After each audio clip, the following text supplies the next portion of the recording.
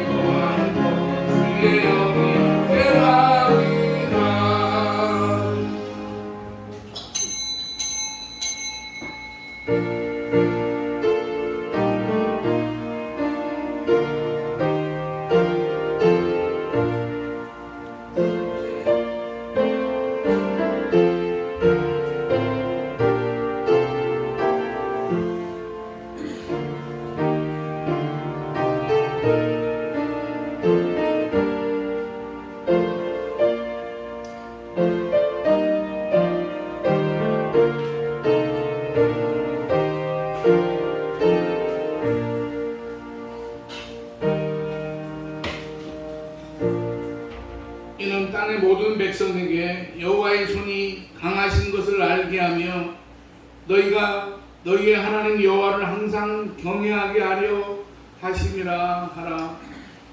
저희 영혼의 샘에서 기쁨의 생수가 솟아나게 하시는 하나님 아버지, 지난 한 주간도 악한 생각이 저희 심령을 어지럽게 할 때에 붙잡아 주심을 감사를 드립니다. 세상 기쁨에 발을 담그려고 할 때에 불기둥과 구름기둥 같은 말씀을 의지하지 않고 실족하는 생활을 보낸 것을 용서하여 주시옵소서. 오늘도 말씀을 들을 때에 하나님께서 주시는 생명의 힘이 저희 삶의 현장을 밝혀주는 등불이 되게 하여 주시옵소서. 주님께서 승천하실 때에 복음을 전하라 하신 마지막 말씀을 따라 진리의 말씀을 전하는 전도자가 되기를 소원합니다. 하나님 아버지, 예배를 통해서 저희들이 가지고 나온 인생의 문제들이 응답되어지고 저희를 향한 하나님의 뜻이 성취되는 은혜의 시간이 되게 하여 주시옵소서. 이 예배 모든 순서와 절차 가운데 함께하여 주시고 예수님의 걸어가신 이름으로 기원하옵나이다. 아멘. 찬송가 64장.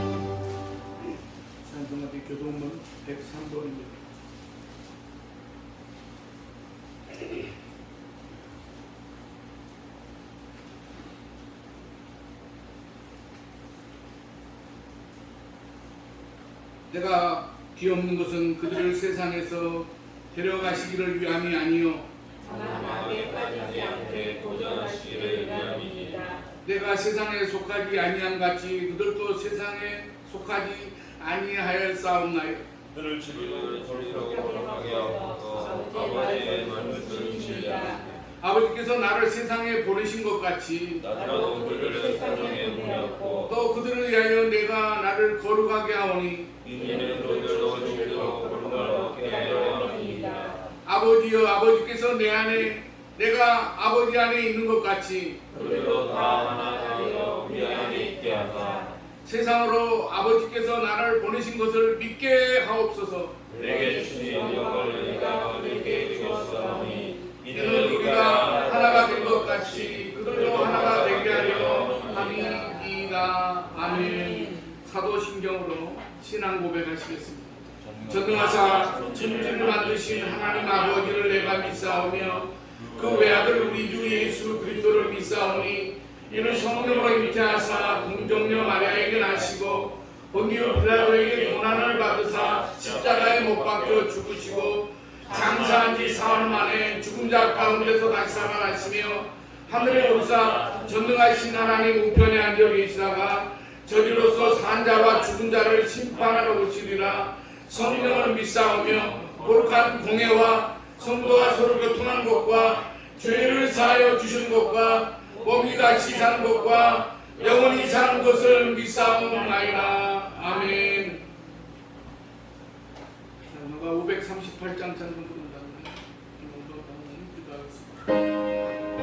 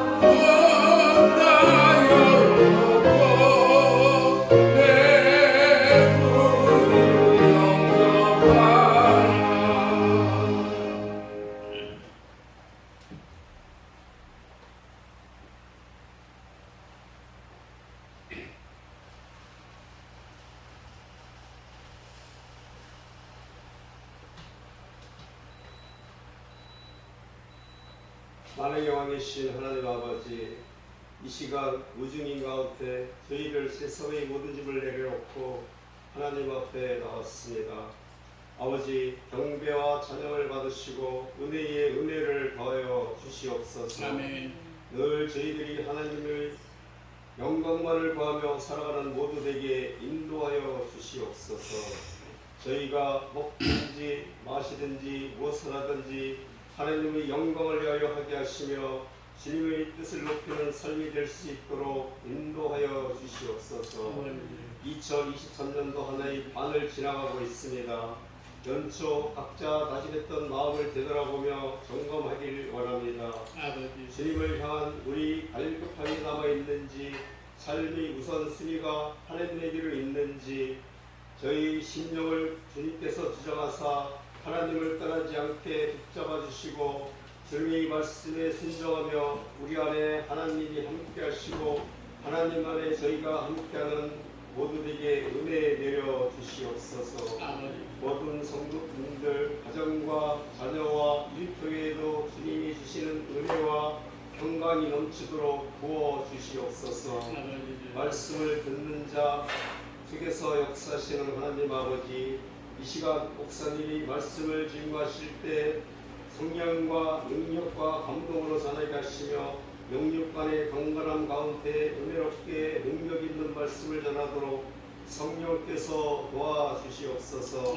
이 시간 하나님의 임재가 충만한 예배가 되게 하시고 충만한 하나님의 임재를 경험하며 그러나 이래 신체되었던 우리 예배가 회복되게 하시고 우리 인생이 회복되게 하여 주시옵소서.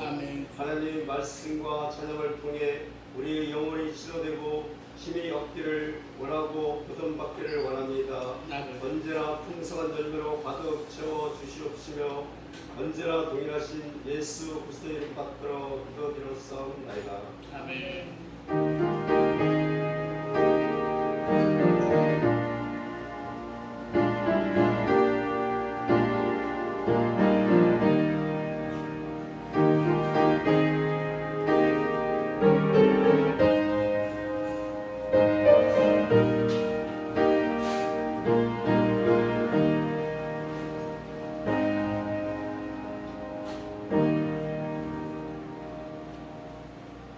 오늘 우리에게 주시는 하나님의 말씀은 구약성경 창세기 4장 1절부터 15절까지 보겠습니다.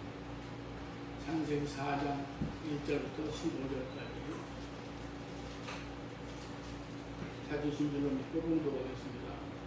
아담이 그의 아내 하와와 동침함에 하와가 임신하여 가인을 낳고 이르되 내가 여호와로 말미암아 등남하였다 하니라. 그가 또 가인의 아우 아벨을 낳았는데 아벨은 양치는 자였고 가인은 농사하는 자였더라. 세월이 지난 후에 가인은 땅의 소산으로 제물을 삼아 여호와께 드렸고 아벨은 자기도 양의 첫 새끼와 그 이름으로 드렸더니 여호와께서 아벨과 그의 제물은 받으셨으나 가인과 그의 제물은 받지 아니하시니라. 가인이 몹시 분하여 안색이 변하니 여호와께서 가인에게 이르시되 내가 분하여 함은 어찌 됨이며 안색이 변함은 어찌 됨이냐. 내가 선을 행하면 어찌 낯을 들지 못하겠느냐.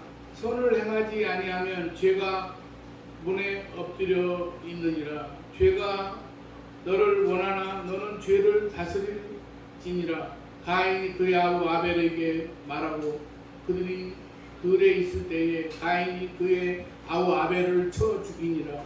여호와께서 가인에게 이르시되 내 아우 아벨이 어디 있느냐. 그가 이르되 내가 알지 못하나이다. 내가 아우를 지키는 자니이까. 이르시되 내가 무엇을 하였느냐. 내 아우의 피소리가 땅에서부터 내게 호소하느니라. 땅이 그 입을 벌려 내 손에서부터 내 아우의 피를 받았은즉 내가 땅에서 저주를 받으리니 내가 밭을 갈아도 땅이 다시는 그 효력을 내게 주지 아니할 것이요 너는 땅에서 피하며 유리하는 자가 되리라. 가인이 여호와께 아뢰되 또 내 재벌 이 지기가 너무 무거우니이다. 주께서 오늘 이 지면에서 나를 쫓아내시온즉 내가 주의 낯을 배웁지 못하리니 내가 땅에서 피하며 유리하는 자가 될지라. 무릇 나를 만나는 자마다 나를 죽이겠나이다. 여호와께서 그에게 이르시되 그렇지 아니하다. 가인을 죽이는 자는 벌을 7배나 받으리라 하시고 가인에게 표를 주사 그를 만나는 모든 사람에게 죽임을 면하게 하시니라. 아멘. 찬양이 있겠습니다.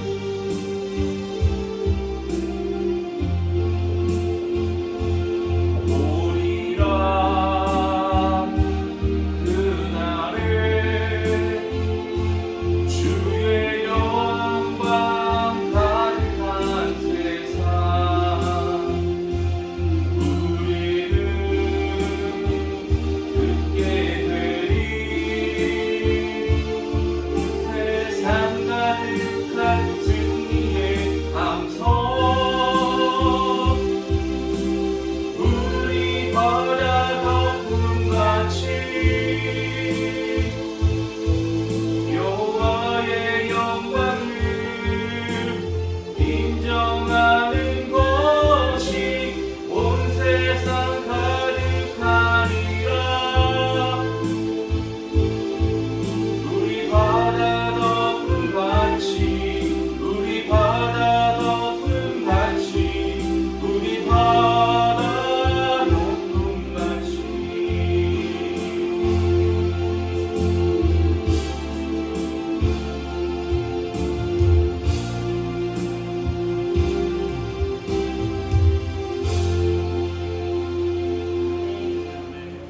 기도하겠습니다. 헤아릴 수 없는 하늘의 축복을 허락하신 하나님 아버지, 태초부터 작정하신 구원의 경륜을 선지자들에게 계시하시고 언약하신 구속의 완성을 위하여 독생자 예수 그리스도를 이 땅에 보내신 은혜를 생각할 때에 감사와 찬양을 드립니다. 하나님 아버지, 오늘도 비가 오는 가운데에서도 저희들을 불러 모아 주시고 이 시간 저희들을 예배케 하신 그 하나님의 은혜를 생각할 때에 하나님 아버지, 오늘도 저희들에게 충만한 은혜로 채워 주실 줄로 믿습니다. 하나님 아버지, 우리가 세상 가운데 안고 있는 여러 가지 모든 기도의 제목들이 이 시간 하나님 앞에 예배드리는 가운데 하나님의 응답하심을 들을 수 있는 예배 자리가 되게 하여 주시옵소서. 오늘도 또 부족한 종은 십자가 뒤에 감춰주시고 거룩한 입술로 지켜주시옵소서. 예수님의 이름으로 기도드리옵나이다. 아멘. 제가 일기예배를 보니까 다음 주 계속 비가 온다고 되어 있습니다. 이 장마철에 건강들을 잘 관리하시고 모든 그러한 삶에 있어서 우선순위는 하나님이 나와 함께 하신다고 하는 모든 생각의 각도를 그렇게 맞추는 그런 삶을 살아가시는 7월이 되시기를 바랍니다. 사람이 살면서 선을 행하면서 사는 것은 너무나 당연합니다. 그런데 선을 행하며 사는 것이 쉽지 않습니다. 살아가는 세상에서 선을 행하며 살다 보면 나만 손해볼 때가 많기 때문입니다. 그리고 나 자신도 연약해서 악을 행할 때도 있습니다. 그럼에도 그리스도인은 하나님을 바라보고 선을 선택하며 살아가야 합니다. 창세기 4장 오늘 본문에 인류의 최초의 살인사건이 나옵니다. 가인이 아벨을 죽인 장면입니다. 이 사건에서 핵심 구절은 7절입니다. 내가 선을 행하면 어찌 낯을 들지 못하겠느냐. 선을 행하지 아니하면 죄가 문에 엎드려 있느니라. 죄가 너를 원하나 너는 죄를 다스릴지니라 라고 말씀하고 있습니다. 7절 앞에는 가인이 자기 동생 아벨을 죽이는 사건이 발단이 나옵니다. 두 형제가 하나님께 제사를 드렸는데 아우의 것만 받아들여졌습니다. 그러자 가인이 심통이 났습니다. 이게 발단이었습니다. 이 상황을 아시는 하나님께서 개입하시는 부분이 7절입니다. 그런데도 가인은 이 말씀을 무시하고 아벨을 돌로 쳐 죽입니다. 사랑하는 여러분, 전통적으로 해석하면 이 가인의 불신앙 때문이라고 할 수 있습니다. 히브리서 기자 역시 가인과 아벨의 제사를 믿음의 제사였는가라는 그런 관점에서 보고 있기에 이렇게 해석할 수 있습니다. 이 해석을 조금 더 풀어가면 가인은 대충 제사를 드렸고 이 동생 아벨은 하나님 앞에 정성껏 제사를 드렸다고 할 수가 있고, 그리고 가인의 제사에는 양의 희생이 없었고 아벨의 제사에는 양의 희생이 있었다고 말씀드릴 수 있습니다.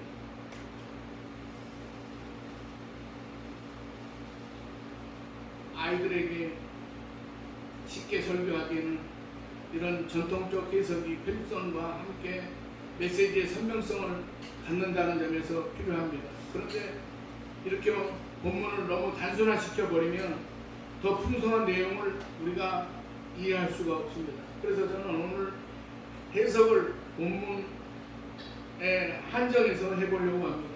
그렇다고 본문에 대해서 이 통찰을 주는 신약까지 잠재하지는 않을 것입니다. 오히려 그런 것들을 도움을 받으면서 되도록 오늘 본문 내용 안에서 우리가 가져야 될 메시지가 무엇인가에 대해서 초점을 맞춰보고자 합니다.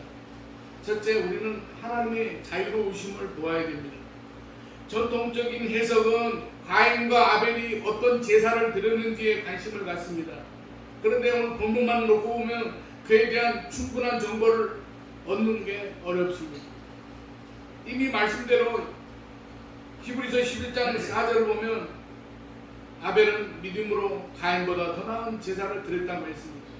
그런데 여기서 믿음으로 구체적으로 무엇을 말하는지 우리가 이해하기가 쉽지 않습니다. 믿음으로 드린 제사가 제사의 차이점이라는 데는 동의할 수 있지만 그 믿음으로 무엇을 의미하는지에 대해서 이야기하기는 쉽지 않습니다. 그렇지만 이 부분에 대해서 고민하지 않아도 됩니다. 본문을 있는 그대로 보려고 한다면 하나님의 뜻을 보게 됩니다. 이야기는 간단합니다. 1절과 2절은 아담과 하와가 가인과 아벨을 낳았고 가인은 농사를 아벨은 목축을 했다고 합니다. 이것은 이들의 제사 배경에 대한 이야기입니다. 목축의 농사보다 낫다거나 목축이 농사보다 낫다는 그 어떤 이야기도 없습니다. 그저 이 두 사람이 드리는 제사의 배경일 뿐입니다. 그래서 이 3절과 4절 말씀은 가인은 농사의 결과물인 땅의 소산으로 제사를 드렸고 아벨은 목축하던 결과물인 양의 새끼로 제사를 드렸다고 했습니다. 자신들이 농사지은 곳으로 제사를 드렸습니다.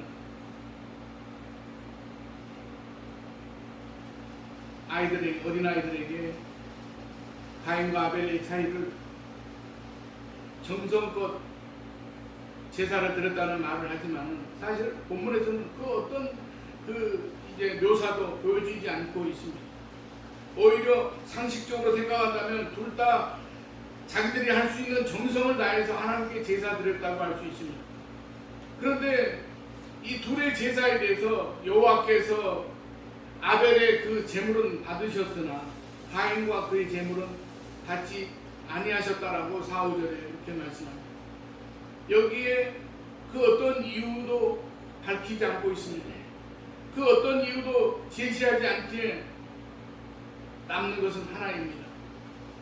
관점을 인간의 편에서 무엇을 했는지에 초점을 맞출 게 아니라 하나님께서 무엇을 하시는지에 초점을 맞춰야 됩니다. 사랑하시는 여러분, 아벨의 제사를 받으시는 것은 전적으로 하나님의 자유로우심입니다. 받으시고 안 받으시는 것을 결정하시는 분은 오직 하나님입니다. 오직 하나님의 결정권만 이야기하고 있습니다.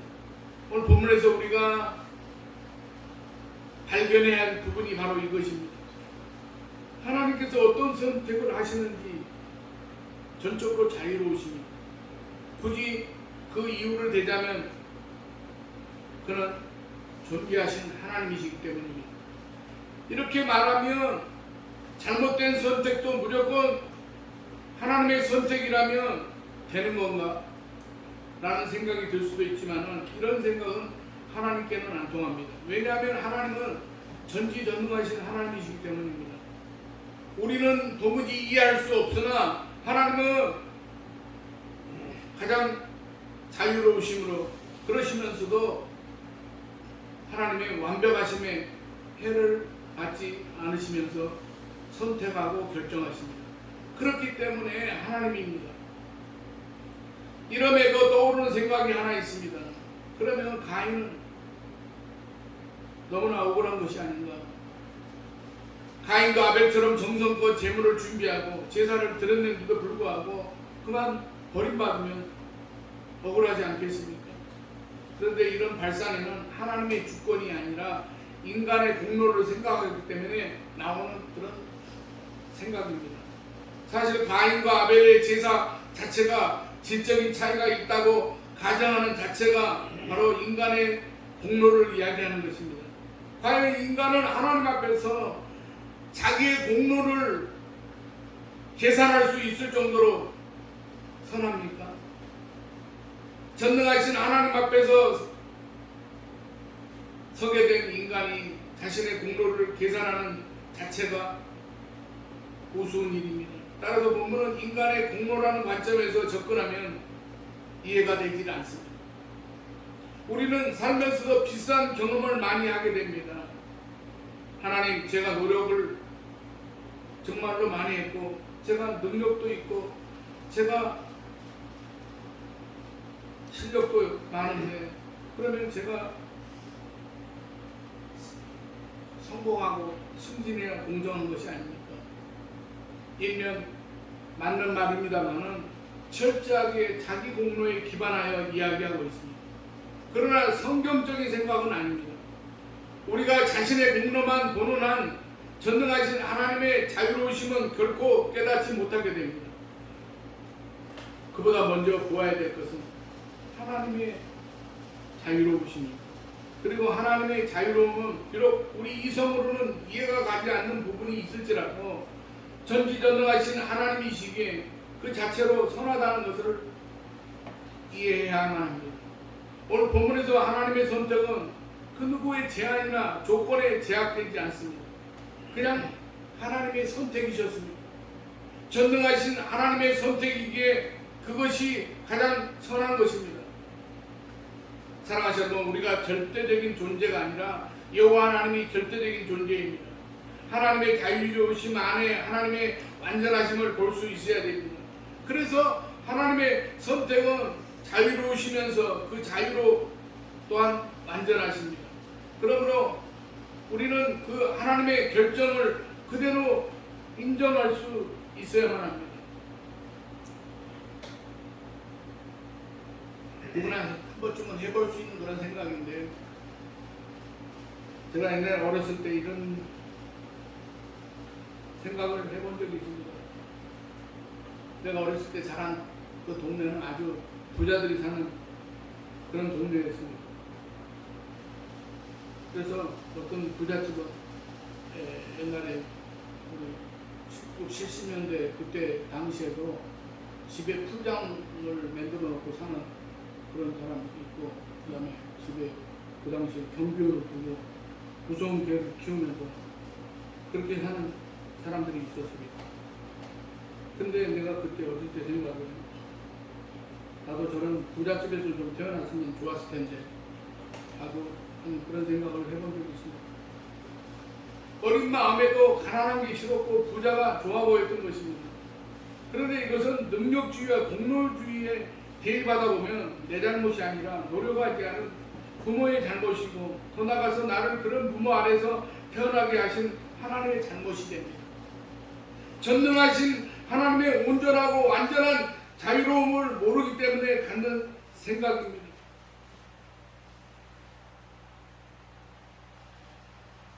저와 여러분이 어떤 사람을 부모로 하여 이 세상에 왔든지, 또한 반대로 여러분에게 있는 자녀가 어떤 모습의 자녀이든지 하나님의 온전하신 자유로움으로 이루어진 일이라는 사실을 우리가 놓치지 말아야 됩니다.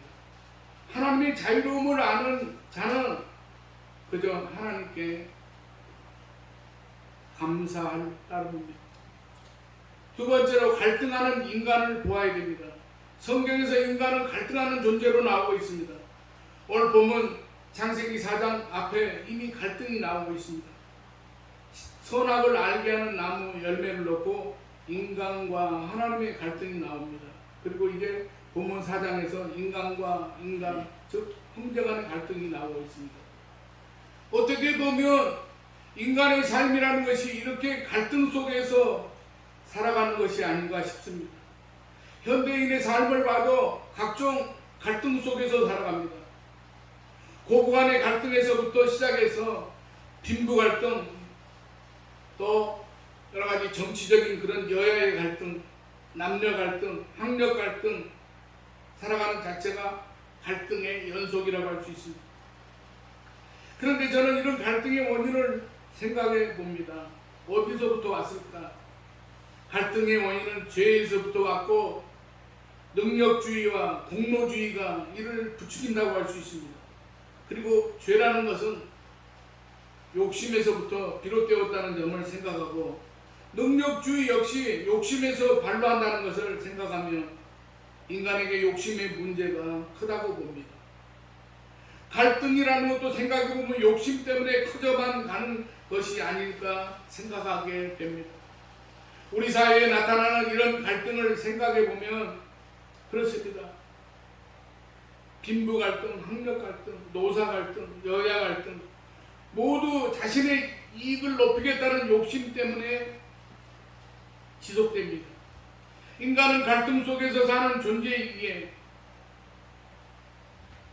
아마 이런 욕심으로 인한 갈등은 사라지지 않을 것입니다. 설령 나는 갈등의 문제를 해결했다 해도 상대방은 어떻습니까? 여전히 갈등으로 고민하고 있기에 갈등에서 결코 자유로울 수가 없습니다. 사랑하는 여러분, 갈등이 우리에게 없을 수는 없습니다. 인간은 지독하게 죄의 경향성을 갖고 태어나는 아담의 후손이기 때문입니다. 그런데 본문을 통해서 이렇게 갈등하는 존재라는 것을 아는 자체만으로 많은 것이 해결되지 않을까 싶습니다.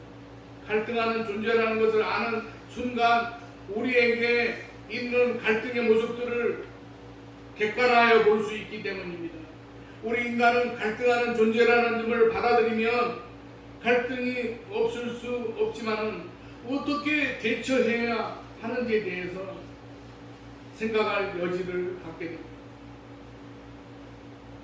그리고 그 여지는 바로 하나님의 선을 생각해 보는 것입니다. 이전에는 욕심을 잃지 않기 하여 갈등했지만 그런 우리가 오늘 본문을 통해서 갈등할 수밖에 없는 존재라는 것을 깨달았다면 이제부터는 주어진 갈등을 어떻게 생각할까를 고민하는 자가 되어야 됩니다.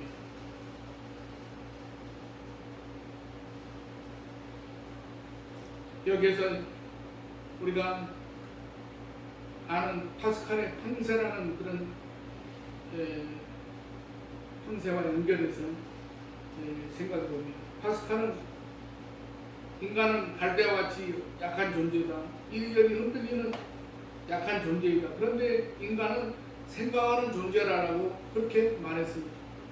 그렇습니다. 비록 약한 존재이기에 바람에 따라서 이리저리 흔들립니다만은 부러지지는 않는 게 갈대입니다.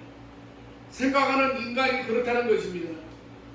파스칼이 말하는 생각하는 갈대는 바로 이사야 선지자 이사야 42장 3절을 통해서 하신 상한 갈대를 꺾지 않으신다는 말씀에서 나온 것입니다. 믿음의 사람은 상한 갈대인데 생각하는 갈대입니다. 그리고 여호와 하나님은 결코 이 갈대를 꺾어 없애버리지 않는 하나님이십니다. 갈등에 대해서 우리는 욕심이 아니라 어떤 선택을 해야 할지를 생각하는 갈대가 되어야만 합니다. 세 번째로 우리는 선을 선택할 수 있게 하시는 하나님을 보아야만 합니다. 오늘 본문 7절을 보면 내가 선을 행하면 어찌 낯을 들지 못하겠느냐. 선을 행하지 아니하면 죄가 문에 엎드려 있느니라. 죄가 너를 원하나 너는 죄를 다스릴지니라. 죄가 너를 원하나 너는 죄를 다스릴지니라. 내가 선을 행하면 이라는 말과 내가 선을 행하지 아니하면 이라는 말을 모두 인간에게 선을 행할 의지가 주어졌다는 것을 의미합니다. 선을 행할지 그렇지 않을지를 스스로 결정할 수 있다는 그런 말씀입니다. 선을 행하지 않으면 죄가 문에 엎드려 있다가 잡아먹으려 한다고 합니다. 이 말씀을 반대로 선을 행하면 나를 잡아먹으려고 문 앞에서 호시탐탐 기다리고 있는 죄가 결코 나를 잡아먹을 수 없다는 것입니다.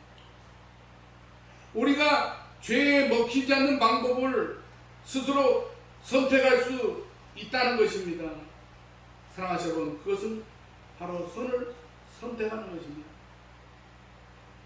둘 중 하나입니다. 악을 선택할 것인가, 선을 선택할 것인가. 우리가 선을 선택하면 죄가 우리 앞에 엎드려져 있어도 결코 우리를 잠식하지 못합니다. 선을 행할 수 있는 자유를 우리에게 주신 것입니다. 선택은 우리의 몫입니다. 사랑하시는 오늘 본문을 배경으로 생각해 보면 정성껏 제사를 드린 가인이지만은 자신의 것은 연락되지 않았고 자기 아우의 것만 연락되었습니다. 이것을 보면서 가인의 안색이 변했습니다. 하나님께서 이때 말씀하십니다. 내가 선을 행하면 어찌 낯을 들지 못하겠느냐. 지금 내 마음에 일어난 생각이 무엇이냐를 묻는 것입니다. 그의 낯빛이 왜 변했습니까? 동생의 제사는 받아들여졌는데 자기의 제사는 받아들여지지 않아서입니다. 이때 생각하는 갈대라면 무엇을 생각해야 되겠습니까? 아벨의 것은 받아들여졌는데 내 것은 받아들이지 않는 게 무슨 의미일까? 하나님께서 여기에서 무엇을 원하시는 걸까? 하나님이 내가 하기를 바라시는 것이 무엇일까? 어떤 생각을 했다면 가인은 낯빛이 변할 이유가 없었을 것입니다. 따라서 하나님께서 왜 그러셨는지를 생각해 보아야 되고 그 긴 생각 끝에 하나님의 모든 판단이 옳으시다라는 결론을 내려야 됩니다. 하지만 생각하는 갈대가 되지 못한 가인은 갈등의 화신이 되고 말았습니다. 자신도 모르는 사이에 아벨과 자신을 비교하면서 누가 더 잘하는지에 대한 관심만 가졌습니다. 그런 생각에 빠지다 보니까 동생이 제거 대상이 되어버린 것입니다.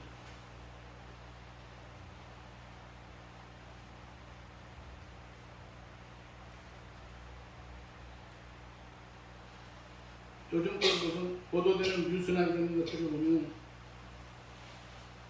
괜히 자기 안에서 그냥 분노 그런 것들이 생겨나가지고 멀쩡한 그런 사람이 길을 갔는데 무슨 뭐 그런 뉴스 나왔잖아요.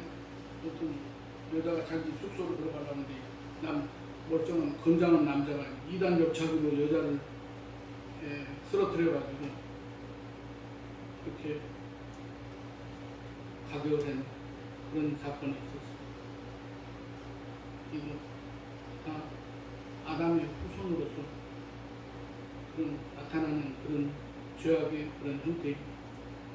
동생에게 배울 생각이나 동생이 하나님께 받은 복에 대해서 함께 즐거워할 생각은 못하고 자신보다 나은 동생을 제거하려고 생각하게 됩니다. 능력주의는 내가 제일 능력 있는 자가 되는 것만 관심을 갖습니다. 그러다 보니까 하나님의 선하고는 아주 거리가 멀어지는 것입니다. 우리가 이 세상에서 여러 가지 상황에 놓이게 됩니다.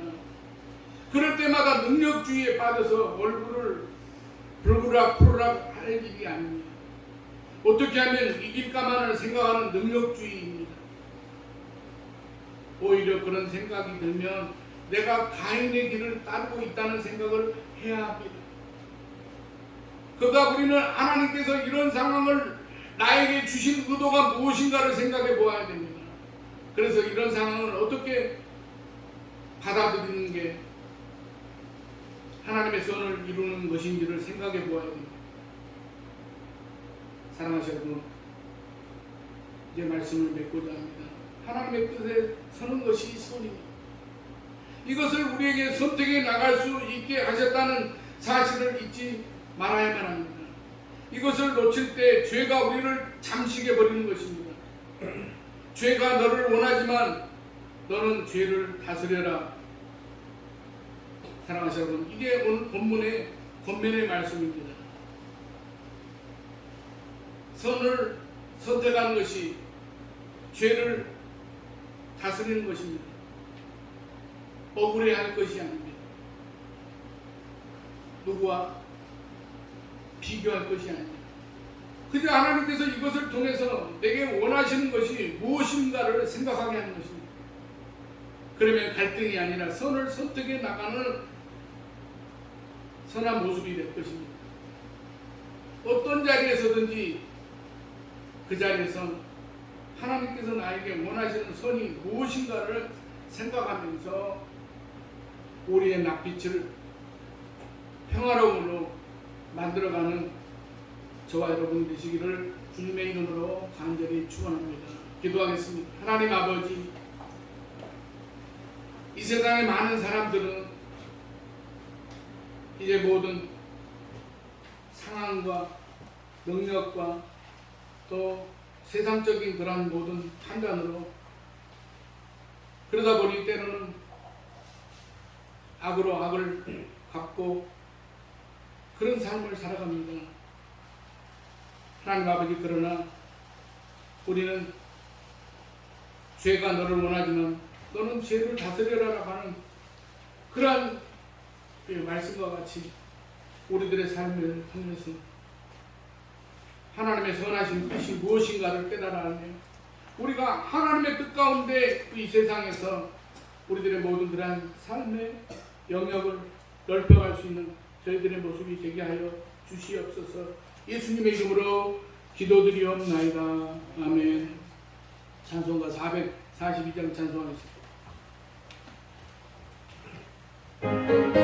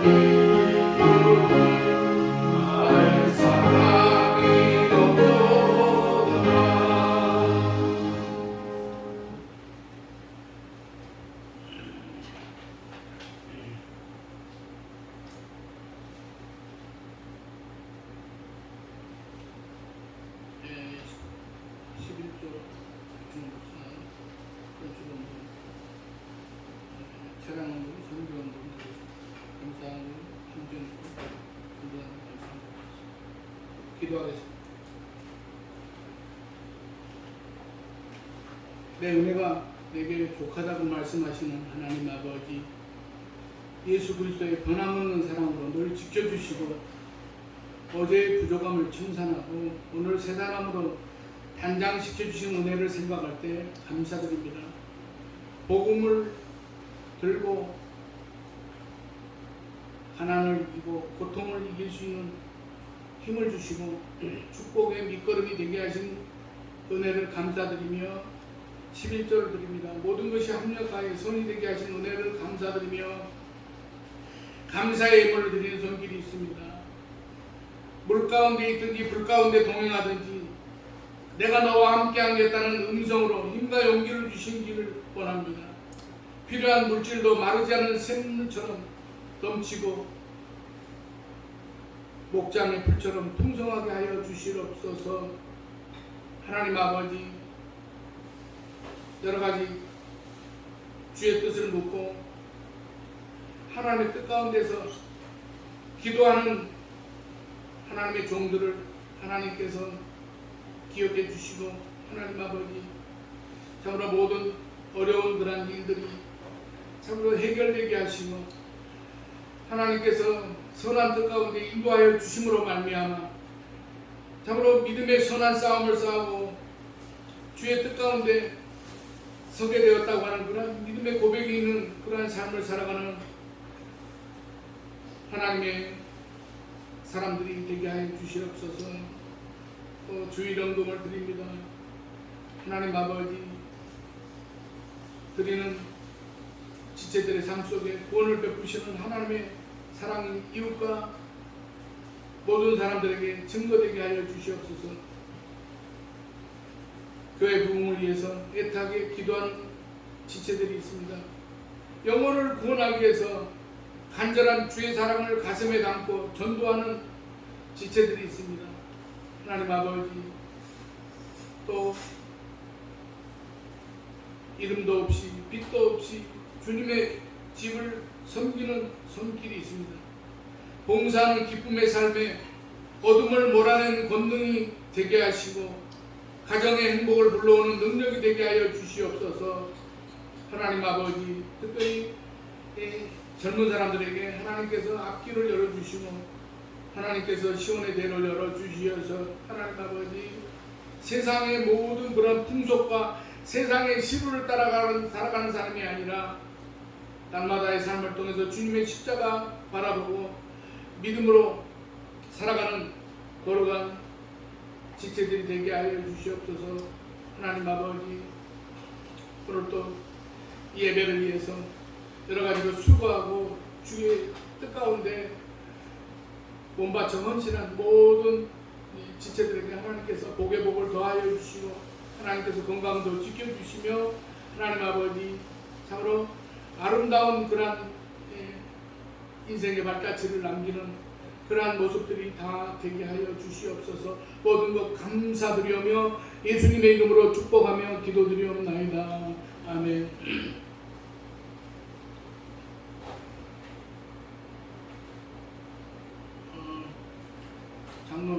장로님의 가정하고 신방을 한 번도 그동안 코로나 때문에 안 해서 신방을 한 번 하는 게 좋습니다.